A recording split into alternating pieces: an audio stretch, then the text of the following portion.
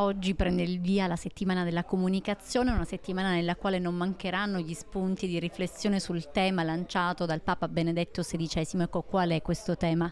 Parte oggi la settimana della comunicazione che ogni anno riproponiamo in occasione della giornata mondiale delle comunicazioni. Quest'anno è la 46esima giornata e quindi per prepararci a questa giornata abbiamo messo a punto degli incontri, un happy book con i ragazzi più piccoli qui in libreria per accostarli alla lettura e alla lettura anche per ragazzi. L'appuntamento di questa sera, ecco, 5 poetesse raccontano, ecco, sul tema della giornata. Il tema di questa sera è silenzi tra le parole, silenzi che parlano. Poi appuntamento centrale della settimana è quello di giovedì giorno 17, approfitto per invitare chi vuole partecipare giovedì giorno 17 alle 17:30 presso la sala Chiaramontana del seminario arcivescovile. Ci sarà un volto noto della televisione italiana, il vaticanista del TG1 Fabio Zavattaro, che segue il Papa nei vari viaggi nazionali e internazionali, ci parlerà, ci intratterrà proprio sul messaggio del Santo Padre, silenzi e parole, cammino di evangelizzazione.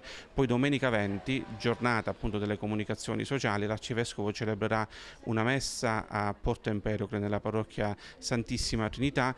In quell'occasione verrà letta la lettera che lui ha indirizzato alle parrocchie e in tutte le parrocchie verrà letta, ecco, questa lettera di sostegno e di promozione dei mezzi di informazione diocesana, l'Amico del Popolo, Radio Concordia, il sito diocesano, e sempre in quell'occasione verrà lanciato il primo concorso dei webmaster cattolici in provincia di Agrigento. Nel Novecento la storia delle donne è una storia di donne che prendono la parola attraverso i loro scritti e attraverso le loro poesie, quindi un percorso di poetesse che va da Amy Lowell a Luisa Trentamusso, che è una poetessa agrigentina e che noi portiamo in palmo di mano perché è conosciuta a livello nazionale ed internazionale, i suoi versi sono veramente emozionanti, e 5 attrici.